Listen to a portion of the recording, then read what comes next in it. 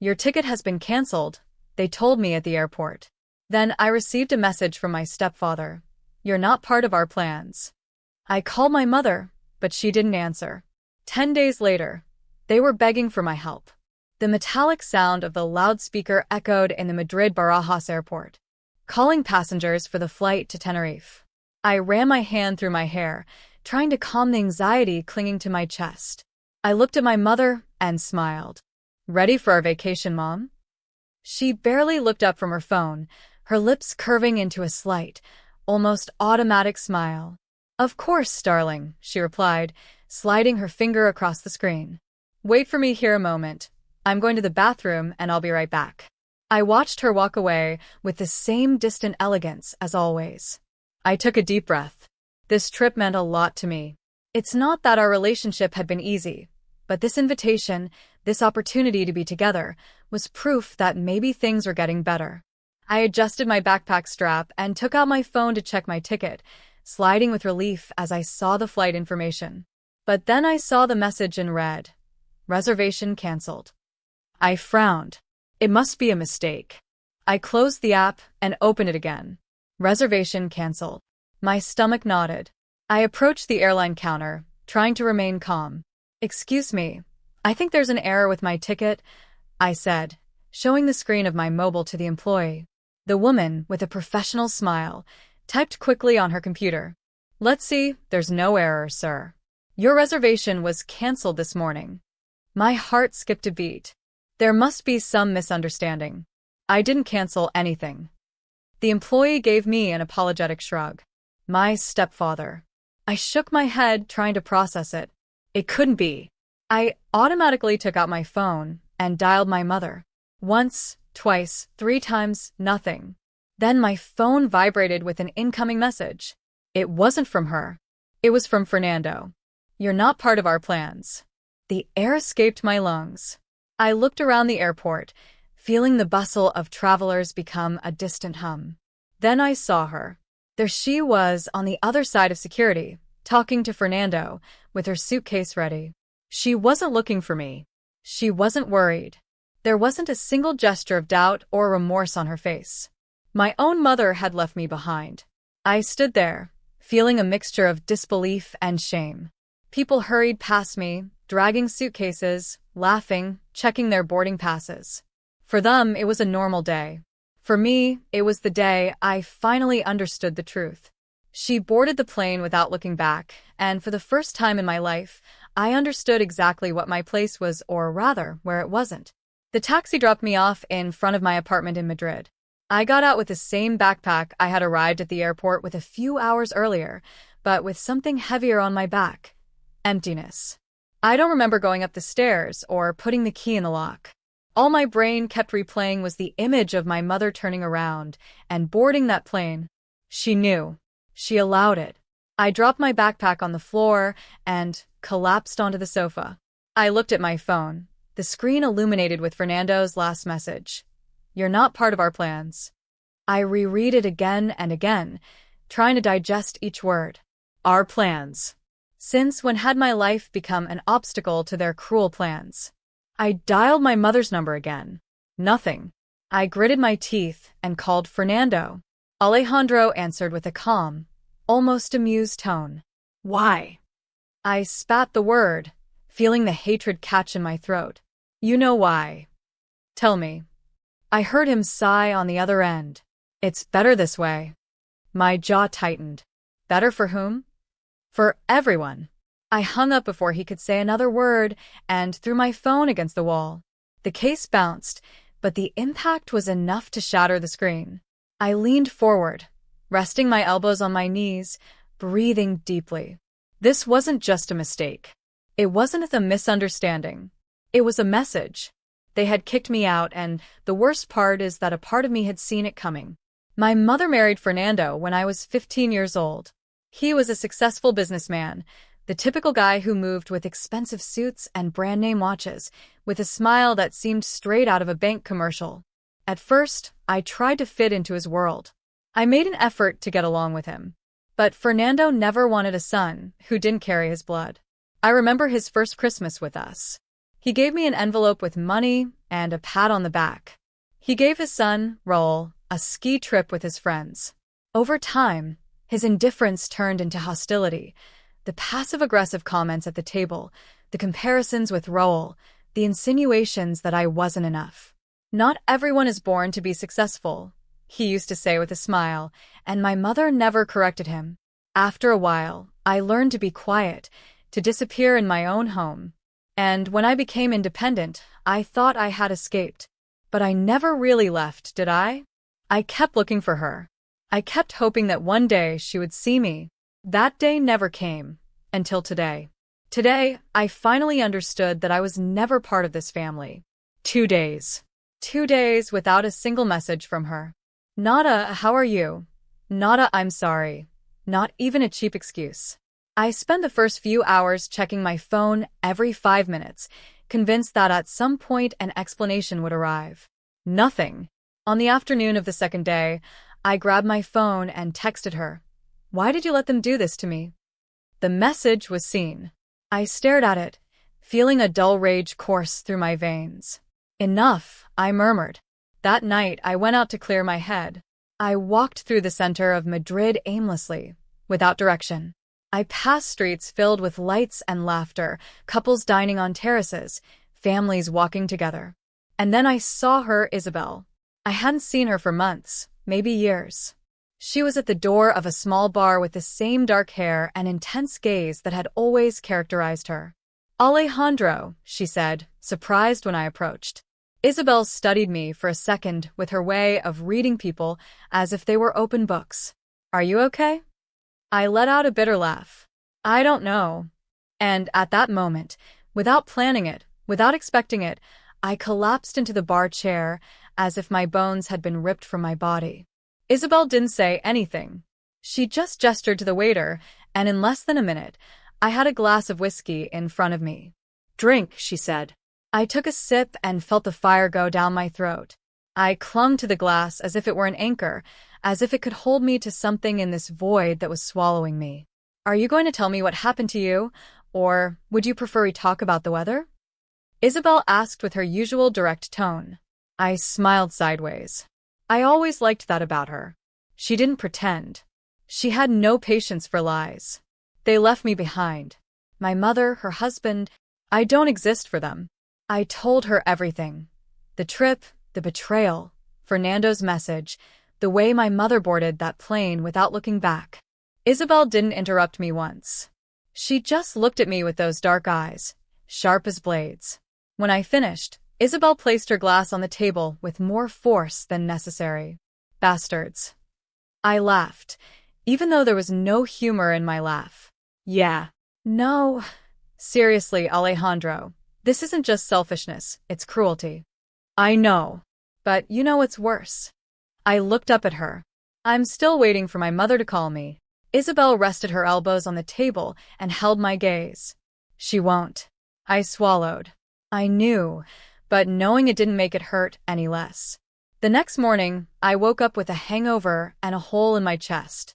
I lay in bed staring at the ceiling until my phone vibrated. My heart raced. I grabbed it with clumsy fingers, hoping to see her name, Mom. It wasn't her. It was Fernando. "Stop insisting. You have nothing to do with us."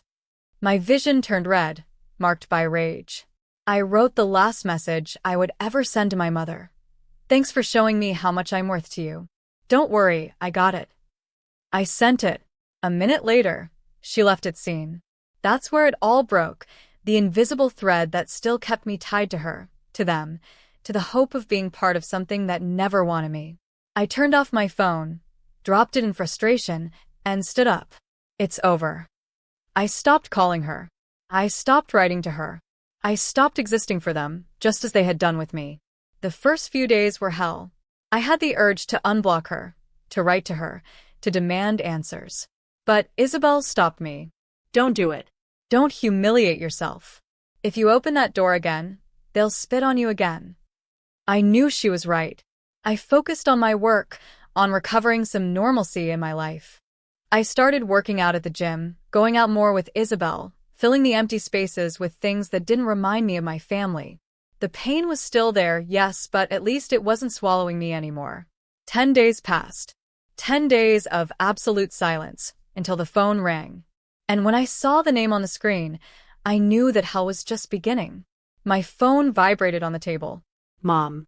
I stared at it as if it were a bomb about to explode. 10 days of silence. 10 days in which she didn't bother to ask if I was okay, if I had gotten home, if I had anything in my chest other than rage and emptiness. And now she was calling. I knew what I had to do. Let it ring until it stopped. Ignore her like she ignored me at the airport.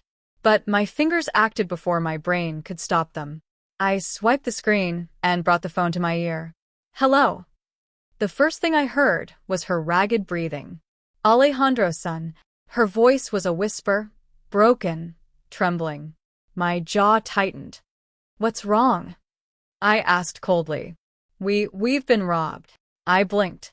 What? Last night they broke into the house. They took everything, money, jewelry, documents.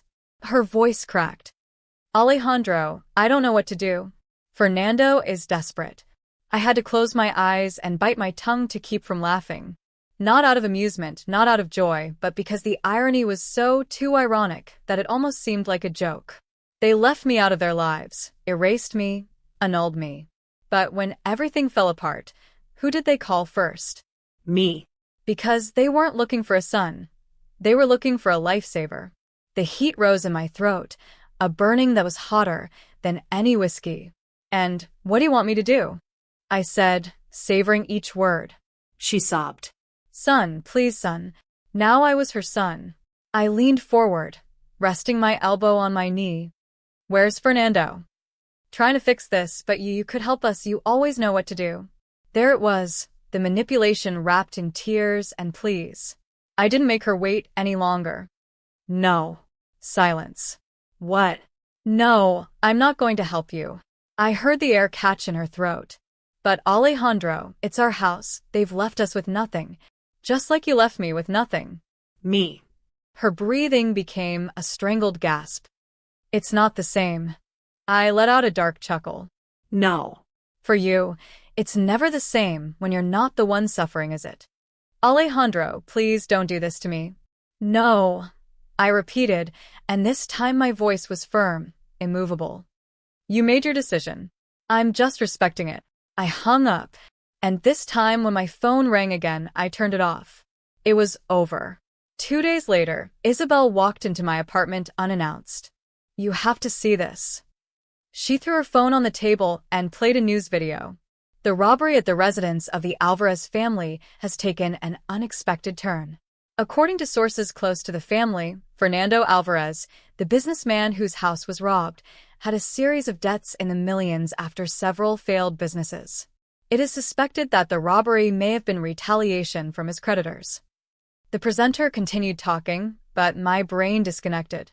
I leaned back in my chair and let out a dry laugh. It wasn't random thieves. Isabel shook her head. They went after him. And now they're desperate. I massaged my temples. Tell me my mother didn't know about this. Isabel looked at me with a mixture of pity and fury. You still think she didn't know? I didn't answer because deep down I already knew. Mom wasn't a victim. She chose to be with a man who left us in ruins, who manipulated, who kicked me out. And when the house of cards collapsed, she ran to look for, not because she loved me, but because I was always her emergency plan. But not anymore. This time, let them sink on their own. 3 days after the call, someone knocked on my door with an urgency that echoed in my chest. I knew who it was. I opened it without saying a word. There she was, my mother. She seemed smaller. Or maybe it was the first time I saw her without the mask of perfection she always wore. Her eyes were swollen, her cheeks sunken, and her clothes, for the first time in her life, were wrinkled. Alejandro, she whispered. I crossed my arms, blocking the entrance. What do you want? She swallowed, looking past me as if hoping to find someone to save her from this conversation. She found no one. I don't know who else to turn to. What a surprise. I closed my eyes for a second. The child inside me wanted to cling to her, wanted all this to be a nightmare from which I would soon wake up. But it wasn't a nightmare. It was the reality that she herself chose. Fernando. Her voice trembled. He's gotten us into bigger trouble than I imagined. The house is at risk. His debts are more than he told me. They can take everything from us. There it was again, as if there were still a us, as if the family hadn't died in that airport. It's not my problem. Desperation crossed her face. You can't say that to me. I'm your mother. I laughed, a low chuckle devoid of humor. Now you're my mother? After leaving me behind like I was a stranger? Her lips trembled. I didn't do it out of malice, son. You don't understand. You're right. I don't understand how a mother can erase her own son from her life and call him only when she needs money. She lowered her head, and for a moment I thought she would leave, that she would accept defeat. But then she played her last card. I'm sick. My body tensed. What? For months now, the stress, the problems. I had tests done. Tears started streaming from her eyes. I have a weak heart, Alejandro. They warned me I can't go on like this, and now with all this. My throat tightened. No, you can't do this to me, not now. I'm not lying, she said, her voice breaking. You can call it punishment if you want, but please don't leave me alone now. And then, I was 5 years old again. It was winter, and the wind was whistling through the cracks in our old house. My mother was standing by the window talking on the phone with someone. I was in the corner with a drawing in my hands, a drawing of us, Mom and me. I waited for her to finish the call, my heart beating fast. I wanted her to see it. I wanted her to smile. When she hung up, I ran to her. Mommy, look. I drew us. She looked at the paper, her lips pursed, her expression empty. Not now, Alejandro, I'm busy. I stood there holding the drawing. But I said not now. And then she left, leaving me there alone with my colors and the paper that no longer meant anything. I snapped back to the present with a pang in my chest. My mother was looking at me with the same expression, the same one she'd used all my life when I wasn't a priority, the same one I saw at the airport. The difference was that this time I wasn't a child holding a drawing. This time I had the power to decide. And I did. I looked her in the eye. I hope you get better, Mom. Her face crumbled. Alejandro. I took a step back and closed the door in her face. This time, I was the one who turned around and left her behind. 3 days after closing the door in my mother's face, the city continued its usual routine. Taxis honking, people running to catch the metro, tourists taking pictures of buildings I didn't even look at anymore. I, on the other hand, was paused. I didn't call her. I didn't ask about her.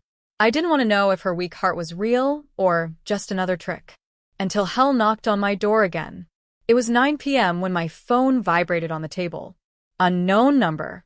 I answered without thinking. Alejandro.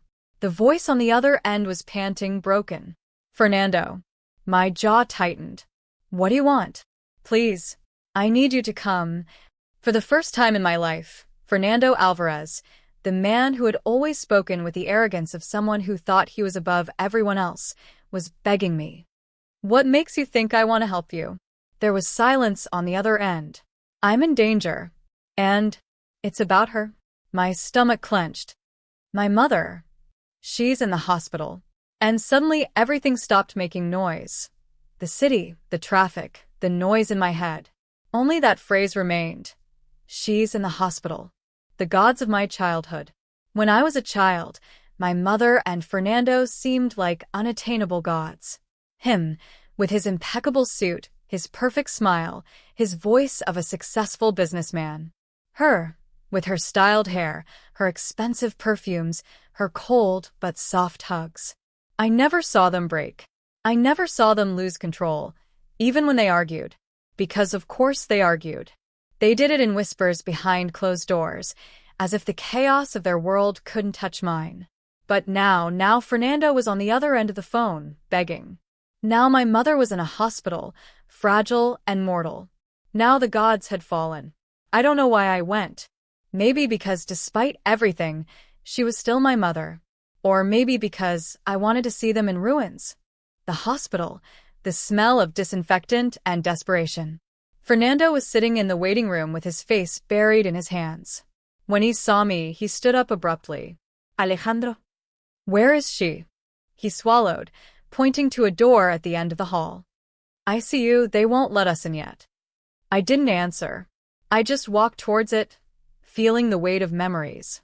She was lying on the bed, connected to monitors, her skin paler than I remembered, her eyes opening slowly. She saw me and cried. Alejandro.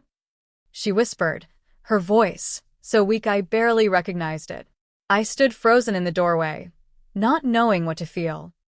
I didn't think you'd come. Me neither. She tried to smile. You were right about everything. My chest constricted. I don't want to hear it. Listen to me. Her eyes filled with tears. All my life, I've made bad decisions. I chose Fernando over you, and now I have nothing. I closed my eyes. All my childhood, I waited to hear those words. I waited for her to admit that she had failed me, to tell me that she chose me. But now that she was doing it, it felt too late. Alejandro. She whispered. Do you still hate me? My throat tightened. No. She exhaled slowly. Then, could you forgive me? I looked at her and knew the answer. Her face lit up for a second. But before she could speak, I continued. I can't forget either. I saw her swallow, her chest rising and falling with difficulty. Please help us. Fernando is desperate. We're going to lose the house. A dry laugh escaped my lips. Mom, you've already lost me. Her strangled gasp was the last thing I heard before I left the room without looking back. Fernando was waiting for me in the hallway, his face haggard. Your mother, she gave me control of her accounts a while ago. He paused, savoring his words. What she had, it's gone. The air in my lungs turned heavy. You stole her money. He shrugged. It was a loan, but now I can't pay it back. He looked at me pleadingly. If you don't help us, she'll lose everything. My jaw tightened. The last play. The last manipulation. I took a deep breath and stepped forward, coming within inches of his face. If you think I'm going to clean up your mess, you're dumber than I thought. Fernando Pal. Alejandro, please. I looked at him one last time and kept walking.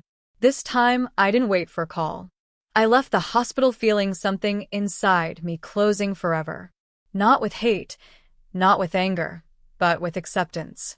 All my life, I had waited for my mother to change, for her to truly see me one day. But now I understood that some people only love in the only way they know how, even if that way hurts. And I no longer needed her love to move on. 2 weeks later, the scandal broke. Fernando Alvarez, bankrupt businessman, faces fraud charges. The images on television showed him with a haggard face, fleeing from reporters. It was only a matter of time. My mother, on the other hand, was recovering. I found out through Isabel, who still had contact with some of the family's acquaintances. She had left the hospital and moved to a smaller apartment, far from the house she lost because of Fernando. She didn't try to call me. She didn't write to me again. But one day, I knew I had to close that chapter. I picked up the phone and dialed her number. Mom. A long silence, and then her trembling breath. Alejandro. Her voice was weak, but not desperate. How are you? I asked. Better. She paused, as if she didn't know if she had the right to keep talking. I don't want to ask you for anything, just thank you for answering. Me too. I was silent for a moment. I knew we would never have the relationship I dreamed of, but maybe, just maybe, we could have something new. Take care, Mom. She sobbed on the other end. You too, son. I hung up, and for the first time I didn't feel pain. That night, Isabel and I were on the terrace of a small bar, drinking whiskey under the lights of Madrid. Now what? She asked, observing me curiously. I took a deep breath. For the first time in my life, I didn't have to look back. Now, whatever I want. She smiled. We toasted, and at that moment, I knew that even though my story with my mother would never be perfect, my life was just beginning.